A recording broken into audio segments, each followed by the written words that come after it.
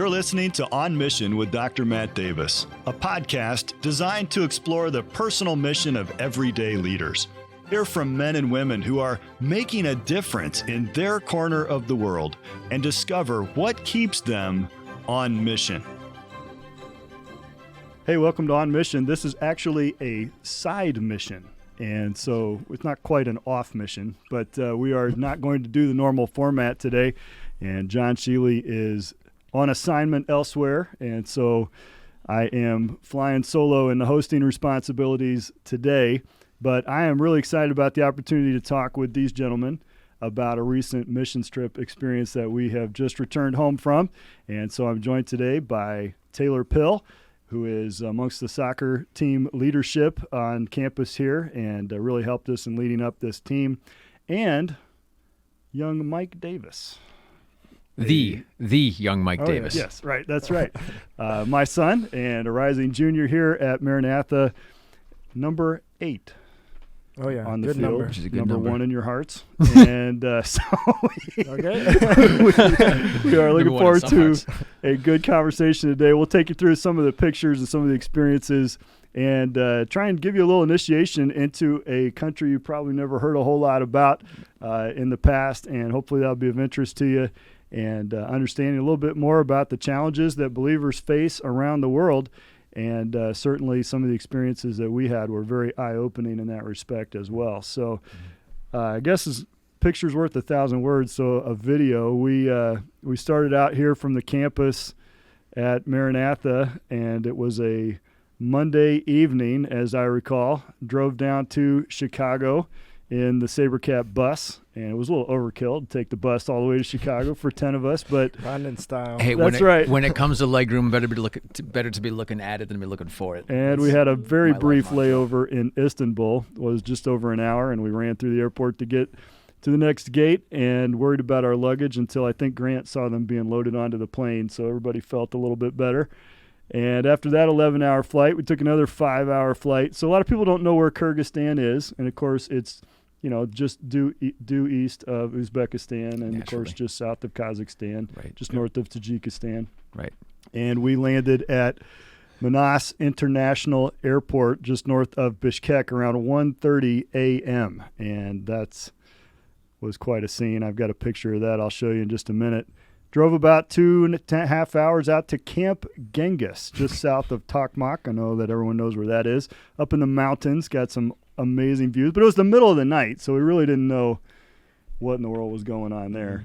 Right, until the sun rose, which was about a half hour after we got into the campsite. So that was a little surreal. Tokmak was the site of several of our soccer clinics for a couple of days, and had the opportunity to do a bunch of great stuff in Tokmak, where LDR is from, and so got to meet him, visit in his house. That was kind of cool.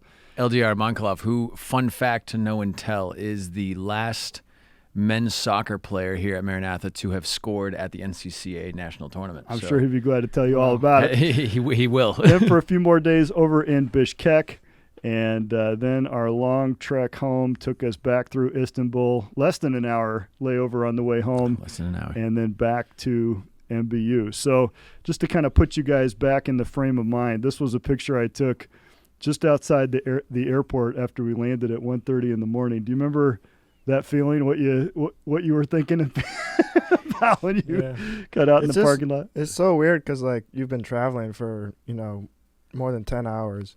So you walk outside of the airport and, like, you have no idea what to expect. Is it daytime? Is it nighttime? What's going on here? So what time is it here? Because my watch is wrong. And Kyrgyzstan 11 hours ahead. So that, it's pretty much, that's almost the max adjustment. And Matt Waller was pretty sure we had traveled into the future for most of the trip.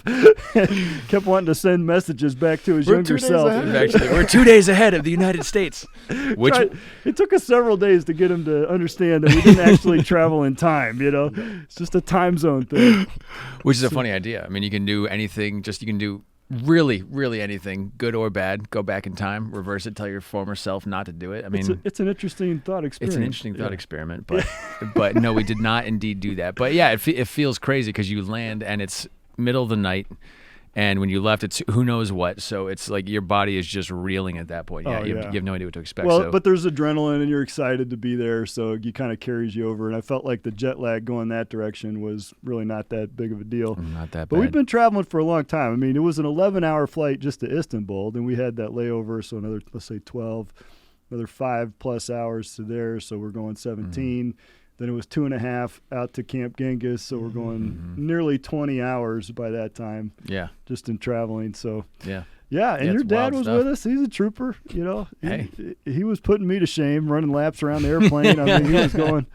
So no one even blood clots. You got to do So whatever it takes. of course we get to Camp Genghis. It's rainy, it's cold, it's dark, Right. and they've got a meal for us. This was our first meal, and where we learned that when they pray over their meals, they hold their hands out. We really like Open that hands. tradition. And then when they say amen, bring their hands together. So Be ready to receive the blessing. This is the Kyrgyz way. We It's love just it's just kind of a gesture, and they pray with their eyes open, I didn't see that. which is didn't do also that. which is That was also weird. interesting. And so it's How just did you kind know? You peeked? He told me. I peaked because I was in Kyrgyzstan. But just I don't know. Different cultures have different ways of expressing themselves. We saw Yeah. that. But the food, So we roll in, pitch dark outside, pouring rain. It's cold, and we come in. There's a hot breakfast right there waiting on the table. The hospitality was unreal. And that's the Kyrgyzstan way. It's unbelievable. I mean, look at that bread. I'm getting hungry just looking at Oh, yeah. tomatoes and bread and cherries and bread all the every meal. jelly. Yeah, if anyone listening has been over there, tomatoes and cucumbers are still a staple every meal. They have them, Yep. so it's one of their things. And they're good. I don't eat tomatoes, but in Kyrgyzstan, Yeah, they You just make an exception. those things are gone. they just had this nice, just like organic taste to them. But that's just the way they're just so welcoming, just so hospitable as people. I'm looking on the table and I see something I forgot about, the SIM card thing. Yeah, And, the you know, SIM card we thing. walk out of the airport and they literally handed me 10 SIM cards prepaid and said, "Hey, we thought of you guys. We wanted to, help you out for communication." And we had like excellent reception everywhere we went. Everywhere you We're went. up in the mountains and I got Yep. perfect cell reception. It was incredible. It's wild. I never saw one cell tower. I mean, I don't know how No. much I was looking How for. do they do but it? I who knows? I don't know. I mean, it's how to do it. Kyrgyzstan. I mean, I feel like they do things that we just don't know about, and that's all right. So Well, it's just we called keep your it eyes peeled. we called it Camp Genghis, named after the former caretaker, The who, former caretaker who then found out had been released from his unceremoniously responsibility, some duty a few but his days name before we got there. lives on That's in right. infamy. So It is only a memory, the but name lives. he was an actual person named Well, Genghis. Rather old, but There, that's there are right. two figures from history named Genghis, and both of them have long legacies. We'll just put it that way. But the cabins were just like totally unexpected, right? Because you had done a scouting trip in August, and I don't think either one of these buildings were there when you were The visiting. big building, the central building that we Yeah. ate in, was not there. So Oh, that was really? a surprise for me. It just came Oh, in. wow. The cabins were, and the sauna, that whole area was that was all. Spoiler alert. I mean, you know, that was we'll we get were to that. suffering We'll for get to that in a Jesus. I don't second. want anybody to get the wrong idea. Mission trips are hard. Yes, it was right. very hard. So But- but the main building that we were eating in every day was brand new. So that was But kind these of cabins were amazing, and they even had little hot water heaters. I mean, it was just so welcoming, and we were just really blown away. But probably the biggest surprise when we got up in the morning, and this is the view. biggest surprise. And I mean, we walk out of the cabin, and it's like, what is this? I mean, snow-capped mountains in the distance. We're about a mile from the road. That's a mile downhill to that road. And it's just unbelievable. Off in the distance, you can see the city down in the valley, and just a gorgeous place to hang out for the first few days of our mission trip. Oh huh? yeah, and it was amazing just rolling in. Just picture that it's in nighttime. We can't see anything around us, and then the sun comes up, and it's that as the backdrop. Just that feeling of like it was like a revealing of where you were, and just like mountains and We knew mountains. the roads were rough coming in, but we had really no concept of where we were at. Right, and we'll give a trivia question for anybody listening. Do you know what mountain range that is? We will get to that later Well, I on actually in don't the know the show. answer We to will that. we will reveal the answer to that. But there is, you can look it up right now if you have Google in front of you. Look it up. There I'll look is it up. there is a mountain range in northern Kyrgyzstan. It stretches. I don't know how far it stretches, but I know it stretches I think a it's ways.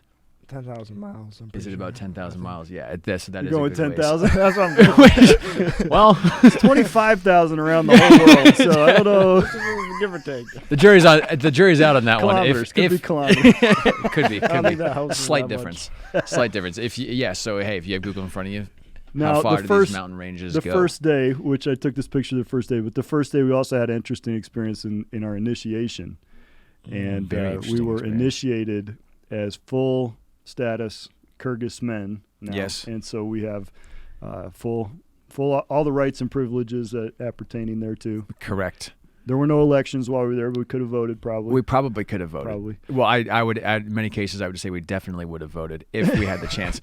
But because of how it changes your mind, I mean, you just become so Yeah. much more official because Yeah, this we is were- a part of the country's identity. Yeah.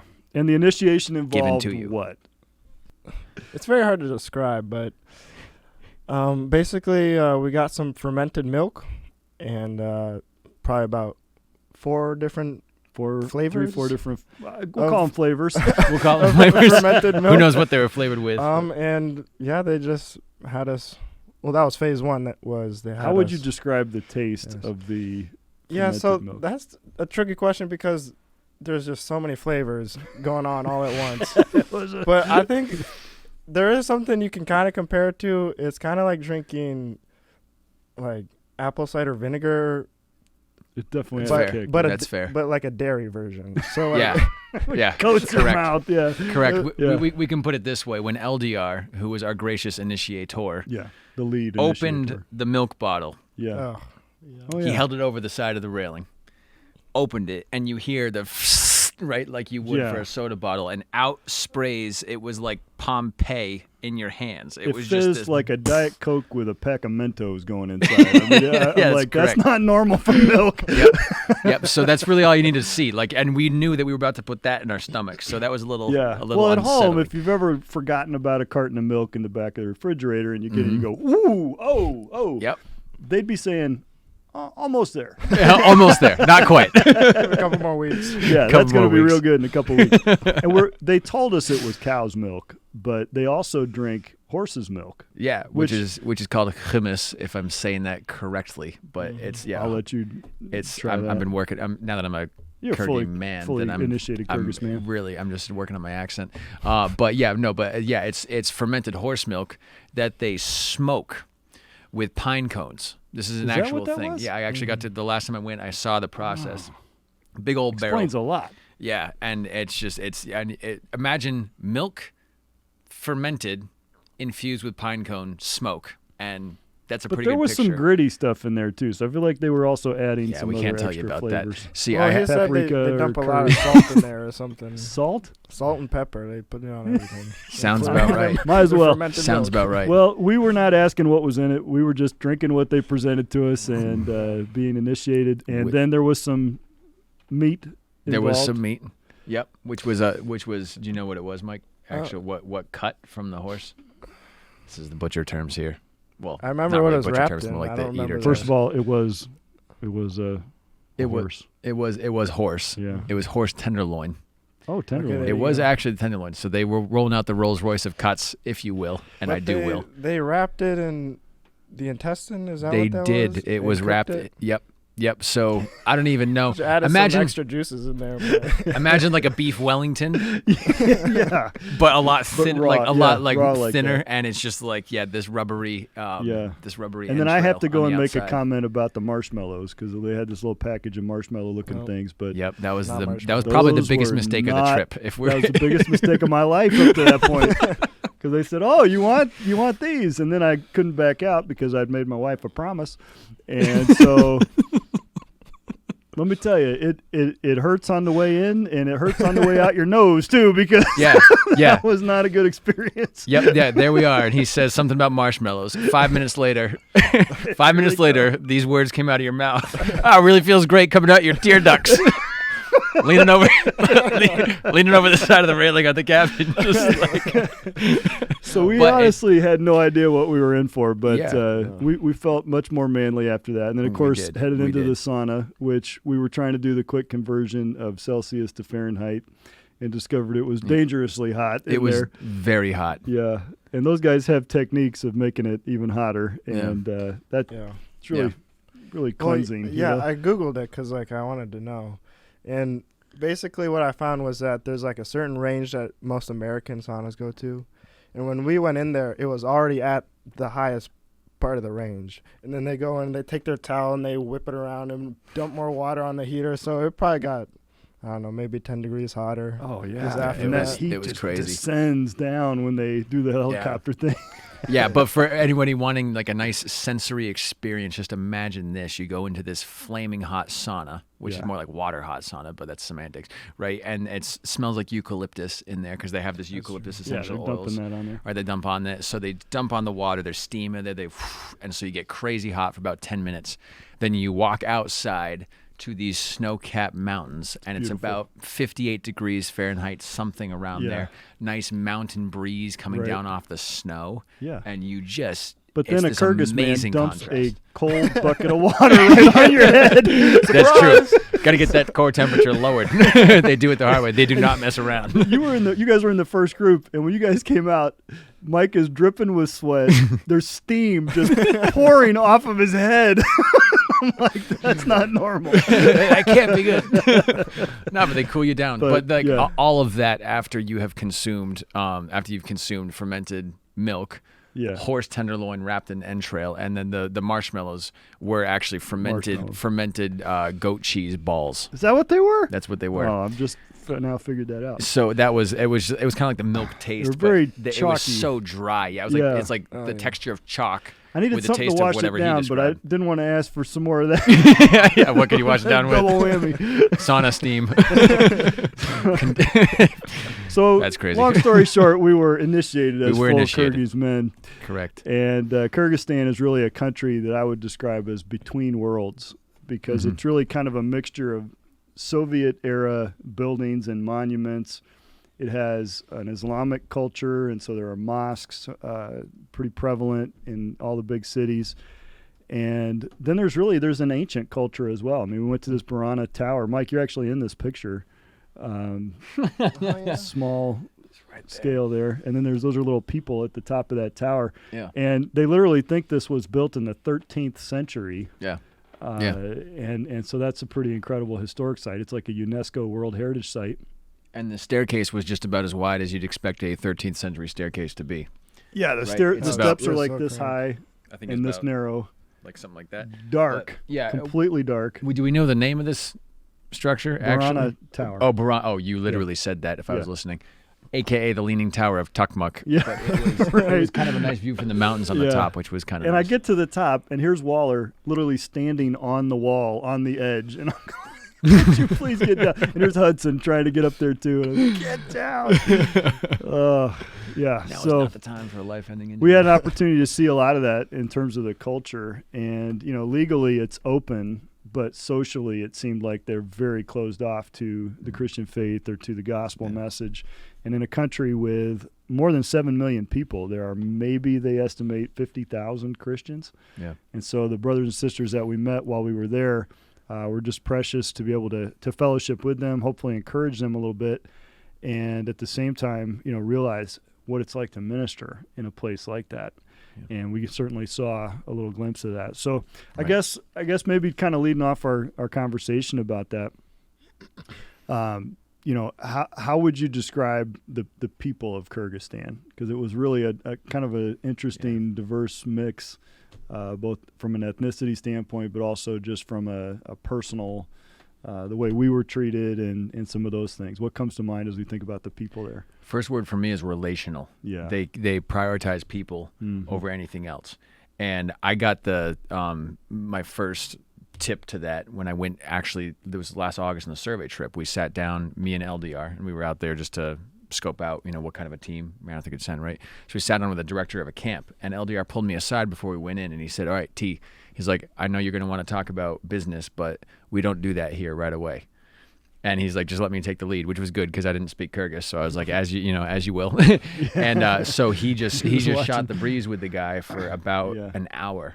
Mm-hmm. And then he finally, there was kind of a lull in the conversation, just kind of like they usually is. And Eliot just kind of looks at me and is like, all right, so T, we have some business to talk about. And that's when I knew, okay, yeah, like they really are all about the people, which is what I had felt from all the interactions. And every time LDR interacted with someone that he had known, it was just all about catching up, and you could just tell they were just sharing life.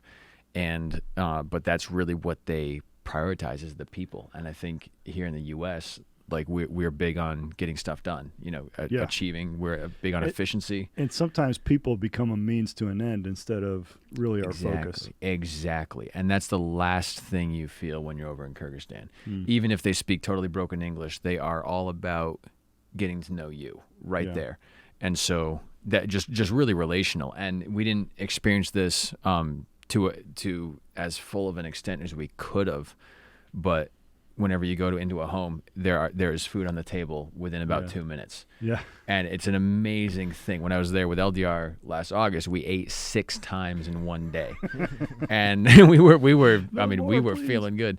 So yeah, that's just what they do, is they bring you in, they sit you down, they want to get to know about you, they ask you to share about yourself, and they want to know who you are before they want to know what you do. And I think that's a really, there's some big takeaways from that, I think.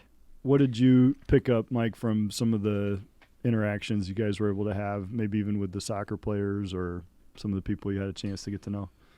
Yeah. So, like, it was definitely hard to, get to know people because you're not speaking the same language. But one thing I noticed, especially with the players we played with, is, like, the kids still like the things that American kids do. Like, they're playing sports. They're having fun, like they're on social media, so like they get memes and stuff. Like one kid was telling me about some random meme. I'm like, how do you even know about that? Wait, what?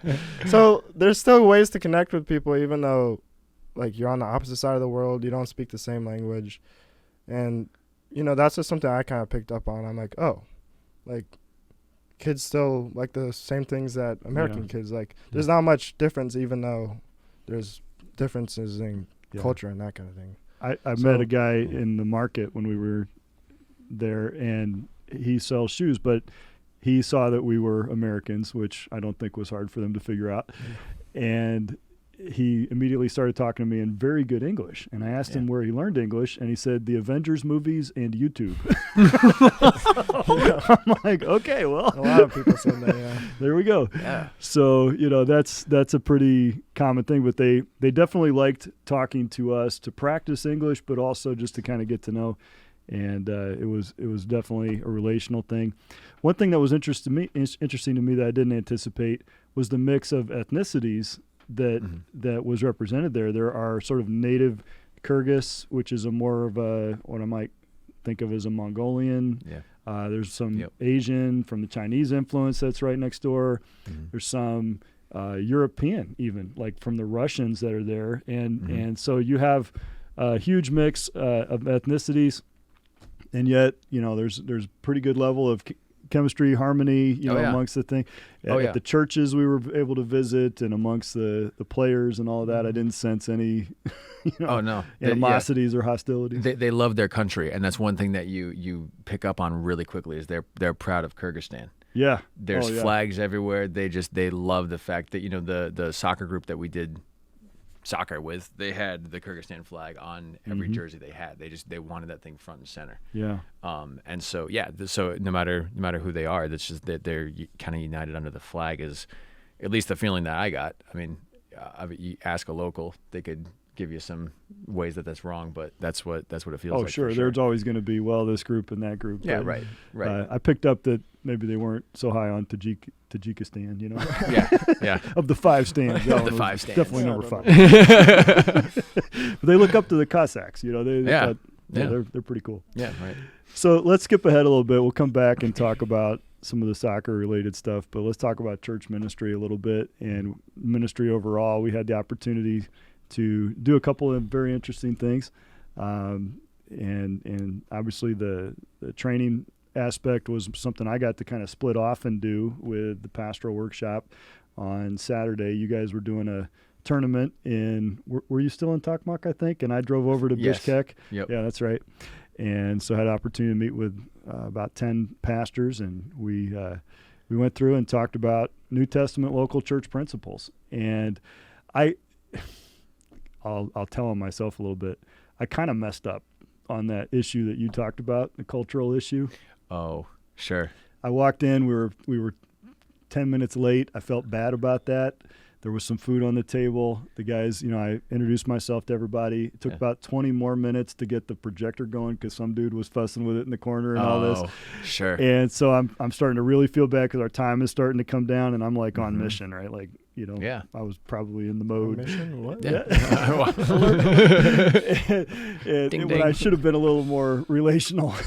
Yeah. And so instead of sitting around talking about, well, how many kids do you have and all this, they introduced me. They said, you've come from the United States and we're here to, learn and listen. So I took that as my green light, go. You're cute, yeah. And so I just kind of launch in, right? Yeah, of course. I find out like 3 days later,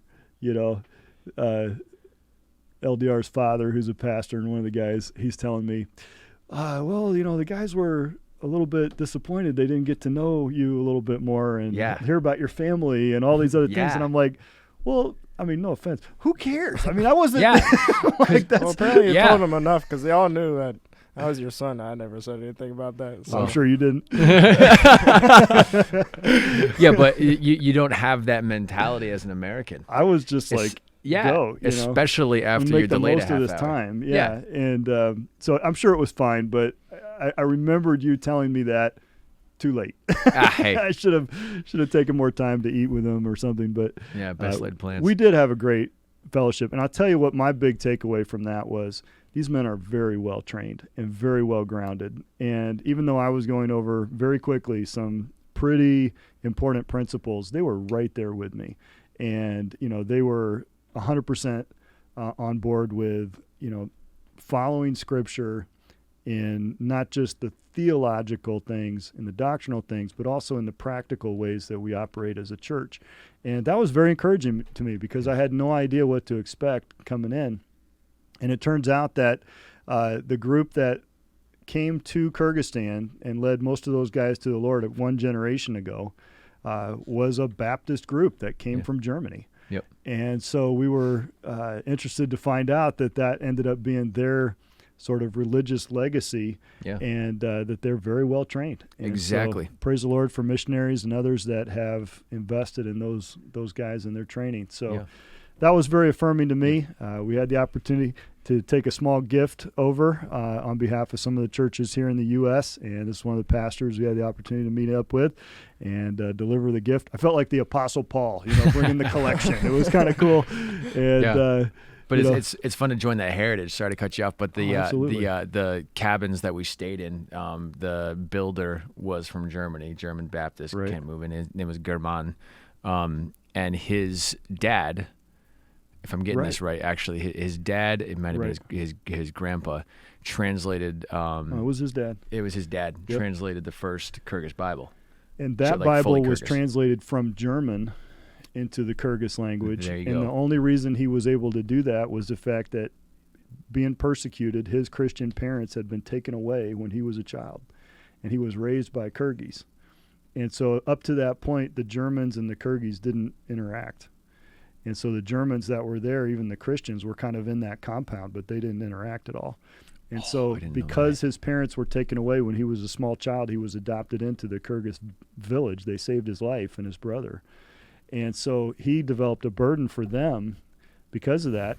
And later in his life, this was the story that LDR's father was telling me at 2:30 in the morning as we're bouncing along the road on the way to Camp Genghis. And I'm trying to capture all this in my mind, thinking this is going to be important.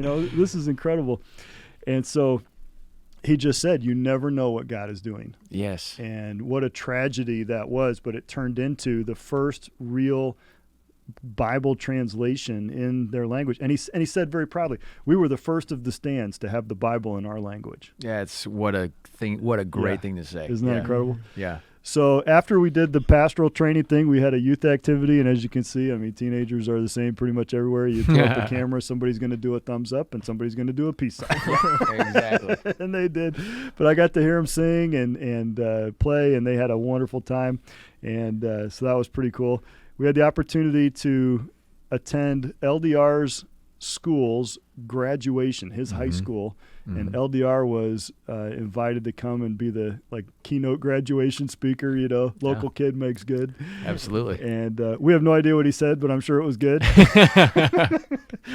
So, but were you guys surprised at what they asked us to sing? Somewhat. Yeah. It's singing the Star Spangled Banner at a Kyrgyz high school graduation is a little... What? Are you All right. sure? So come to find out, the school was founded by Americans, and this was their tradition, is that they play the Star Spangled Banner at every commencement. Right. And so, hey, we have some live Americans here. Let's have they them said, sing their own Instead of just anthem. getting it off YouTube, let's have these guys sing it. So that was pretty cool, because the first day we were there was going to be a little bit more of a low-key day, just to kind of get in.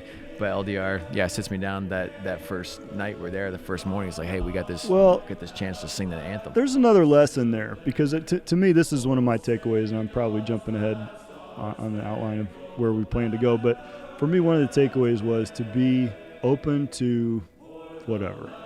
We had no idea. I mean, we did not plan for this. This was day before, day of type thing as it unfolded.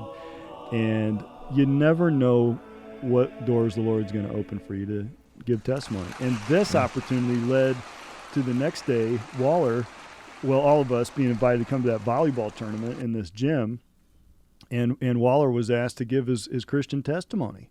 And that was probably the best witnessing opportunity we had in the whole trip, and his testimony is outstanding. Yes. And he did a phenomenal job with it. Yeah. And I mean, all those kids was just sat there spellbound, listening to his testimony of how he came to know the Lord. And they asked him, would you come and tell these young people what changed your life? What made you want to live this way? And he said, yeah, I'd be glad to. What an invitation. He jumped at the chance, right? Yeah. And when he was done, 2-3 guys, probably 17, 18 years old, just ran right to him and hugged it out. Up, yeah. Yeah, just they were just gave him these big hugs, hey, that's awesome, man, right? So they were all about that. That was awesome. Yeah. So then we were in church service, had a combined church, 4 or 5 churches came together for a service, and several of the guys had the opportunity. Your dad gave a devotional and a testimony. Grant had the opportunity through a translator. That's kind of different, No doing kidding. the translation. What were your takeaways about the church service and how that was, a lot of the same elements, some maybe differences? I mean, it was a lot like a church service here.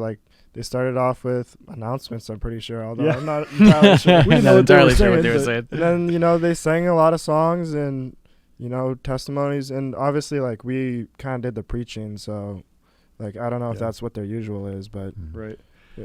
I had the Google Translate app, and I'm taking a picture of the slides, and it's translating it in real time to figure out what the song is. And then doesn't quite match up rhythm-wise, but it's right. trying to fit it in there somehow. I'm sure this rhymes in their language, or maybe it doesn't. Maybe it does, maybe it doesn't. I don't know if that's important in Kyrgyz, but yeah, right. I had the opportunity to preach, and it was really sweet fellowship. Then even afterwards, like you said, they do that every week. Bread and tea. Yeah. Right after the service. Yeah. I love that. And it's amazing. Yeah. For go ahead. Well, I talked to a couple of people, and they're like, this is the best time of the week. We get to eat bread and just talk to people. Yeah. Yeah. Well, if you can imagine, I mean, if these are the only Christians that you knew in your whole life was at church on Sunday morning, and then the whole rest of your week you're with unsaved people that are not just ambivalent to the gospel, but hostile to your faith, it would be a pretty important thing to look forward to. So exactly. Yeah, and then the amazing thing too is when another group of believers from a different country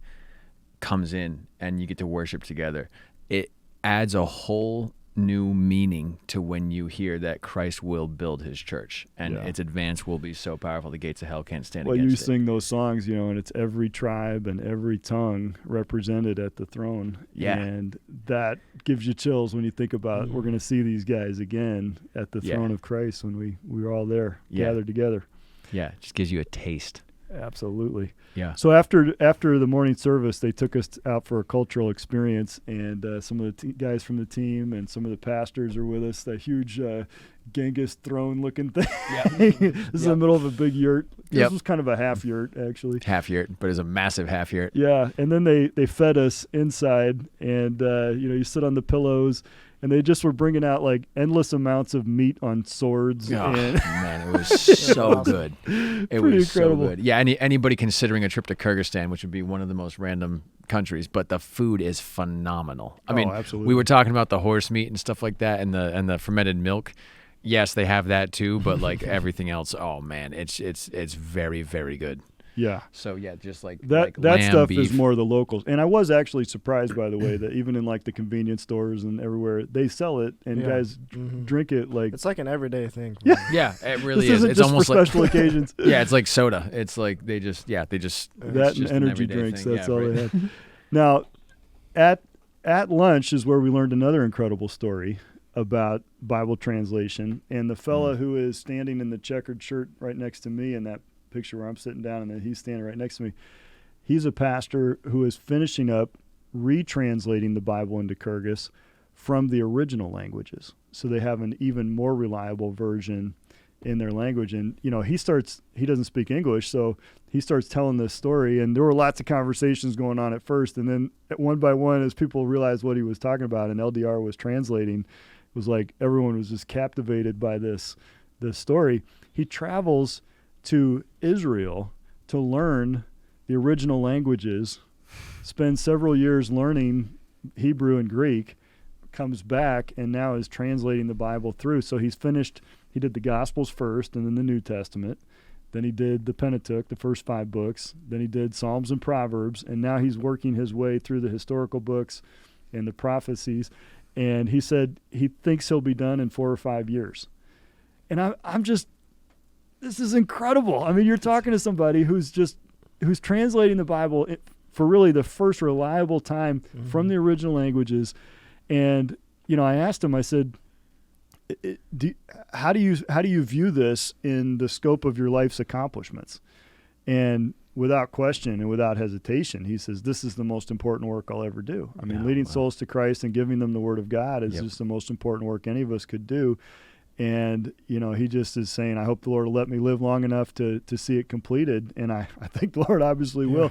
But to be able to meet people of that kind of stature, right, and just what a challenge it is to us, like, man, I'm not doing anything with my life. I need to really step it up. Yeah. You know? It's incredible. And he's putting feet to, like, when we were in that conversation, hearing that, one of my thoughts was, lose your life for my sake and you will find it, is Christ's admonition to us. So like anybody looking on the outside would say, well, there's some like status in getting the Bible translated, but like from a worldly standpoint, from an economical standpoint, he's not doing anything. But that's not his standard. He's losing his life for Christ's sake. Well, and he's what a way to find it. presenting his life to the Lord to use it as he sees fit, and then God has just continuously opened those doors. Yes. And, you know, he probably doesn't think of himself as a very big deal, you know, but what a big deal he was to us to be able to meet someone like that and to be challenged by that kind of testimony and life of faithfulness. Yeah. So Sunday night, later in the evening, we had the opportunity to play soccer with the Baptist church group. You guys remember playing these guys? Who could forget it? Because they had in Moscow. Yeah. They had this cleats. the 16-year-old. Well, you didn't know that at the time. So there was one guy in particular who was incredible, a guy in the silver cleats. I'm looking for him in the picture. He's top. He's very top right Next in the to blue Thomas. shirt next to Thomas in the red.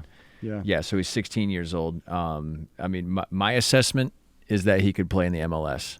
Well, he had everybody on roller skates out there and was just moving that ball like I never saw. Yep, just from his dribbling and insight and his distribution, his decisions. You can't really tell how old a guy is. You know, there's a whole range. There's older guys and younger guys. So I'm not playing. Obviously, I'm standing out around with the crowd. Thank you, Mike. And so I asked this lady. It was actually our translator. I asked her, hey, who are you here supporting? And she said, oh, my brother is here. And she pointed out the kid you and I had already talked about how good a player he was. And I said, "Oh, is that right?" I said, "Tell me his story." She said, "Well, that's my little brother. He just finished the 10th grade." Taylor's ego. Yeah, this kid was unbelievable. He was doing well. Yeah, but he played club soccer in Moscow. How about that? That's why we called him Moscow. He was just unreal. Yeah, the way he would dribble by people was unbelievable. Good segue into the soccer ministry part. Kind of the reason we took the soccer team was to connect with a local coach named Samat, became a good friend to all of us, yes. and was ever present in our travels and experiences. He and his kids, we had opportunity to get to know his kids. Awesome young people. And what a great ministry opportunity that he has in a very difficult scenario. Very difficult. So you want to describe the ministry side on the soccer thing? Samat, we can't talk about the ministry without talking about Samat and his backstory. He had just very heartbreaking. Just comes from a broken home, and has this ministry of this soccer. They train twice a week. They do some other things as well, but he calls it BEMS, which is in their own language. It's the 4 words that mean militaristic or like regimented. Young, energetic, and good looking, which is kind of funny. Okay. But he has that group, but he comes in and he teaches them life principles in a really digestible, simple way. And so he will do that through presenting activities to them.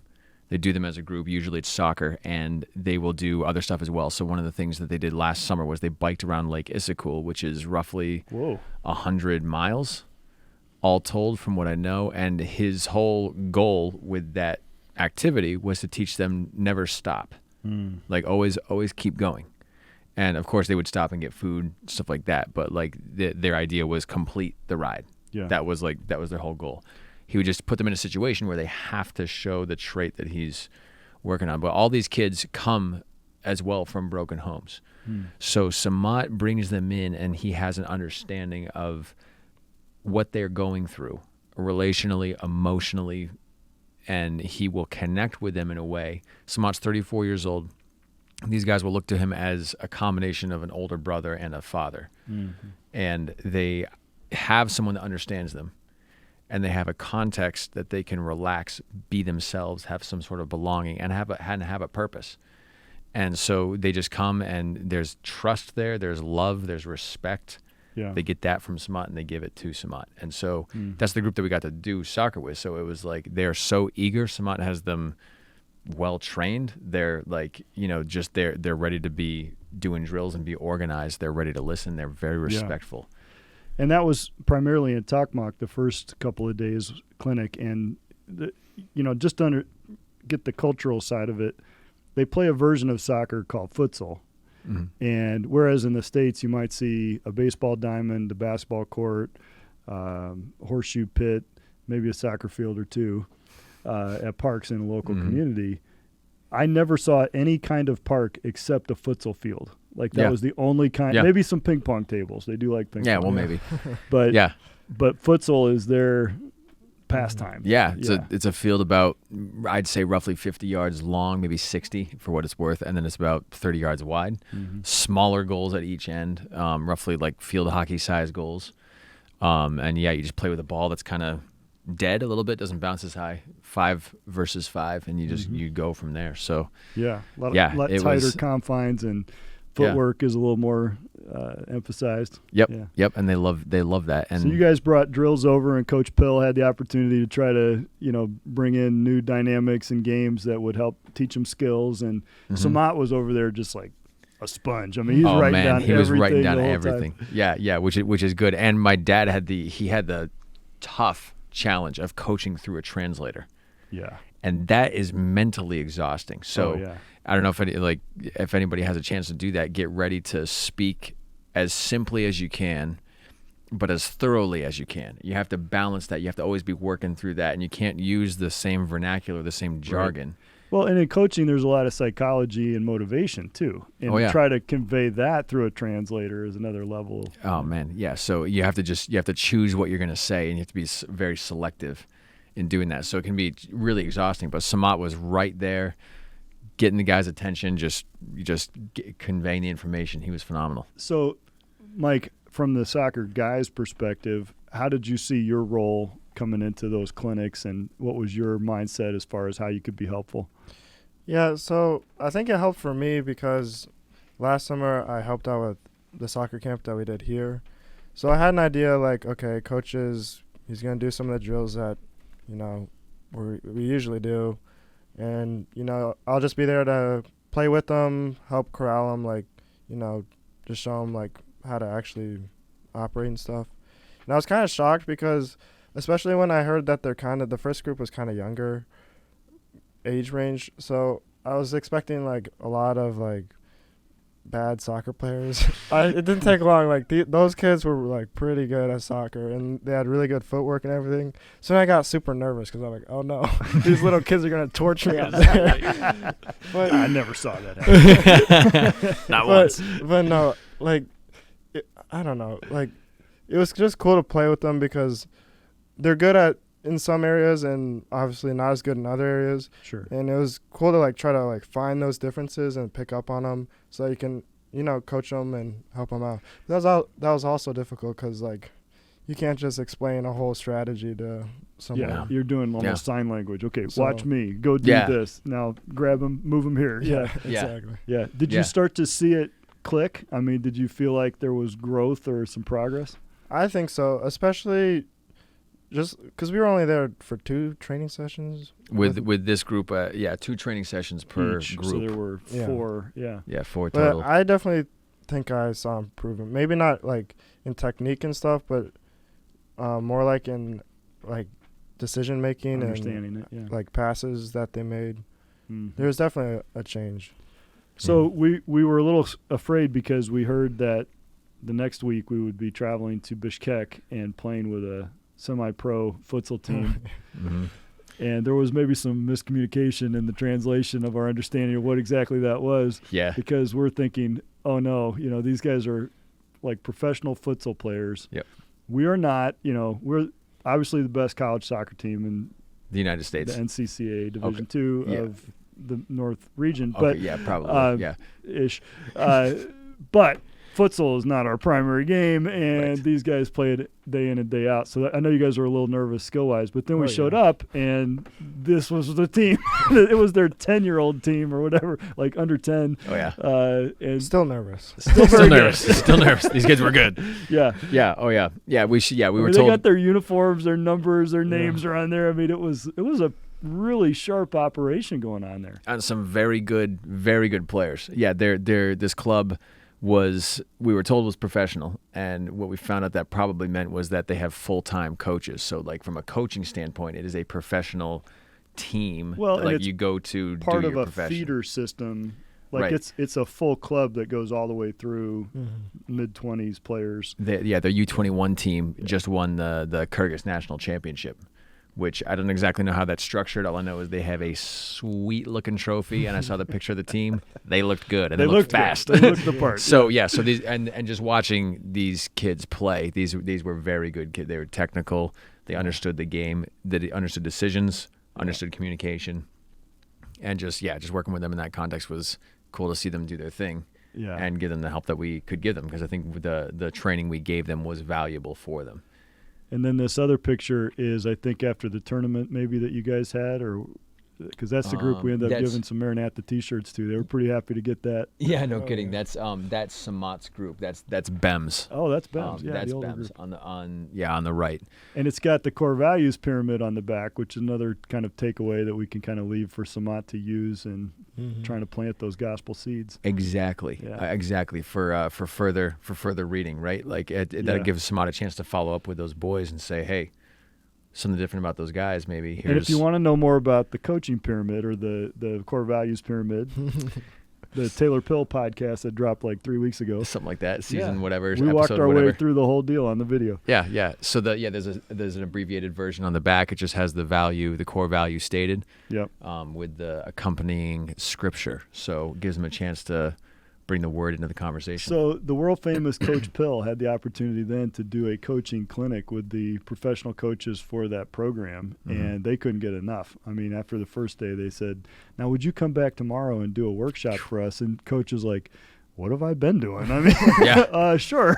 So he's working on outline, till the wee hours of the morning. No kidding. Getting it ready to go. Yeah. But what a cool professional camaraderie that immediately, like, they recognized the quality that they had, and they wanted to just soak it all up. Yeah, because my dad's methodology. I mean, I know he's my dad. Okay, yeah, I get that. I've had the chance to see hundreds of top level coaches around the U.S. and his clarity with his coaching itself.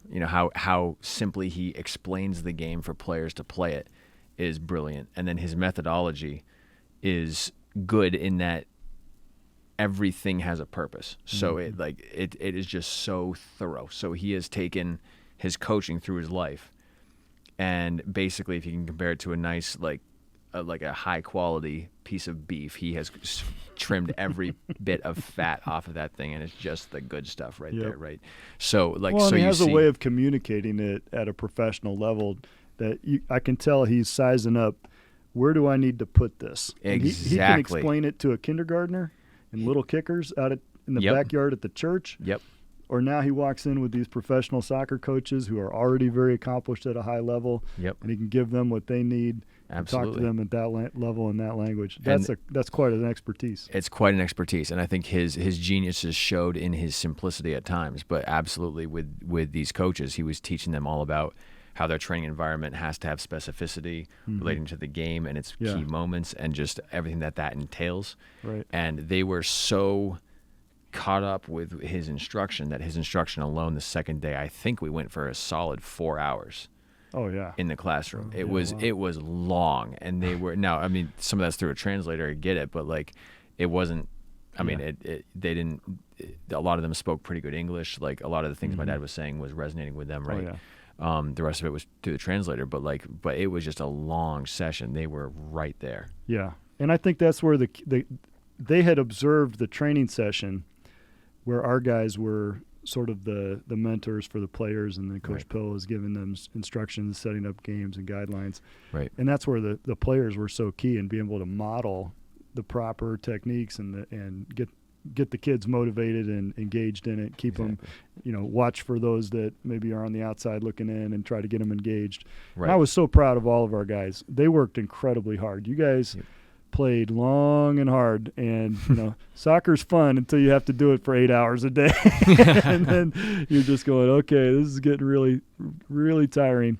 And I've never been on a missions trip like this where there wasn't a single complaint. I never heard one guy grumble or even say the slightest, negative thing. It was really a great camaraderie amongst the team. So exactly, it was awesome. And we did have some fun. We had the opportunity to go horseback riding in the Kyrgyz mountainside, and Taylor almost got us all killed, but that's okay. The moment came, my horse felt the wind of the mountain range, which, here's your answer, the Ten Chen Mountains. That just the wind coming down. We came to this clearing, and the path opened up for what felt like about maybe a solid mile. And my horse felt the spirit, whatever that is, the spirit of the mountain. Yeah. I dug my heels into his side, said "chew," which is the Kyrgyz word for giddy up, and we went. Everybody else followed, and we were just galloping down the mountainside, snow-capped mountains on either side, wind in your face. That meadow might have been a mile, but your horse didn't stop galloping after the meadow ended. And then we were on cliffside trails that were about 9 inches wide with a 1,000-foot drop down to the valley below. And your horse is still charging ahead. And my horse, who happens to be very competitive, didn't appreciate that you were in the lead, and so I'm behind you. Going, I'm not having fun anymore. Catch up. Hey, I trusted my horse at that moment. I had to. You had to. These horses know their capabilities better than I do. So I'm going to go with it. They are sure-footed. So we just took off flying. I mean, as we were charging, I'm like, okay, this is pretty awesome, but it's also kind of scary. And then next thing I know, Hudson is on his horse, and he comes up and he starts slowly passing by me at like full speed, but he's on his horse, like on his knees, like legs straight back on top of the horse. He didn't have his feet in the stirrups? Just like full jockey, like, leaned over. You like, went no Kentucky wonder he's Derby. going fast. Maybe his legs weren't long enough to get into the Meanwhile, stirrups. Hey, Hudson massive Sturm, good- cliff right on the Yeah. left side. Yeah, What good- could possibly go wrong? What could possibly go wrong? Well, there's Good these jockey trees. size. There's the Christmas trees that grow on either side of the path, and my horse isn't bothered by them at all. But I feel like I'm going through the car wash. You're hitting me on both sides, and I'm going, trying to hold on. So most of us made it through without falling off. We won't mention Grant, but we won't mention Grant. we no. we did have a good time with the horses. We had the chance to hold an eagle. Mike, what would you describe that experience? It was both surprisingly light and heavy at the same time. Yeah. Did you look him in the Yeah. eye? Oh, it was terrifying. Yeah. He was looking straight through me. Like, Yeah, Yeah. they have bad intentions. You can just tell. They're looking at Yeah. you like, he'd Then be he starts tasty. licking his beak. I'm like, Look at his beak. No kidding. Yeah, baby right. baby golden eagle for Yeah. the bird experts in the room. Yep. But So, those things, you just, I don't know if it's like, power of suggestion, but you look at their eyes and you think this thing is a born killer. This thing could Yeah. rip my face off if it chose to. it's a predator, apex predator for sure. Yep. Well, we leave it on the thought about the lost people of Kyrgyzstan, as friendly as they are and wonderful and warm of a culture. We had the opportunity to see what a wonderful country it is, but our hearts were definitely knit to the believers that are there. They're struggling to give the gospel in a clear way, and they do that very well, but in a very difficult environment. So they definitely need our prayers, and that was my takeaway too. What was your takeaway? What did God teach you on the trip? And as you reflect back, how's that going to impact your life moving ahead? For me, I think it's the best way to serve him is be ready to serve him. But that pastor that was working on translating the Bible from the original languages was ready to give so much of his life in service. And the Kyrgyz are ready to give of their resources, their food, their tea, their whatever, their fermented horse milk to you as soon as you walk in their door. They are ready to serve. Yeah. And they are ready to connect with you as a person and to learn about you. And it's never a second thought for them. That's just it's just ingrained into their nature, into their culture from the choices that they've made as people and just kind of as a community. Mm-hmm. And so to me, that was a challenging thing because, just practically speaking, even sharing your food is not always my instinct. It's not a rich country. And so that there's some personal sacrifice that goes into that hospitality. Exactly. And so they are just ready to give what they have. And they see you and your needs and they're ready to meet them. Mike, sure. what was your takeaway? I mean, my takeaway was pretty similar. But it was especially challenging for me because I'm definitely like a stick to yourself, like deal with your own problems kind of person. So going over there and, we spent a lot of time with like LDR's family and these other Christians folks from the church. And I was pretty shocked by, again, how hospitable they were, giving us food. And then also, like, even though they couldn't speak English, they were very obviously, like, trying to, like, ask you how you're doing, like... Yeah, learn about you. Yeah, just trying to get to know you, even though there's a language barrier. So I was definitely impacted by that. For me, it was to be flexible and let the Lord lead through open doors. I prefer to have everything scheduled out and planned ahead of time, but I kind of knew going into this trip it wasn't going to be that kind of trip. And so I thought, well, it's going to be a disaster. We're gonna sit around. We're gonna have nothing to do. We're gonna come back, have nothing to show for it, and what a waste. But that was not at all how things unfolded. And as word got out that we were there, people started to give us more and more opportunities to the point where there were things we were asked to do that we literally couldn't do. We were double booked. Right. And so just to understand and like you said, to be available and aware enough of God opening doors and to be predisposed to say yes. You'll remember I said that to the team several times. All right, guys, we're just going to lean into yes if somebody asks us to do something, even if it's out in left field, like singing the national anthem at a graduation ceremony. That was not on my list of expected things to do in Kyrgyzstan. Nope. But God used it. God used it. Yeah. And it's like whatever you have, whatever that experience is, God can use it. Just like the German missionary kid that lost his parents, God used it. Right. And so we can be available for God to use, whether it's here at home, whether it's, in some far-flung part of the world, literally halfway around the world, 11 time zones. And it's just an increased awareness of the fact that God is working all over the world in ways that you have no awareness of and couldn't possibly even have known about. And yet every once in a while, he gives us these opportunities to be a part of it.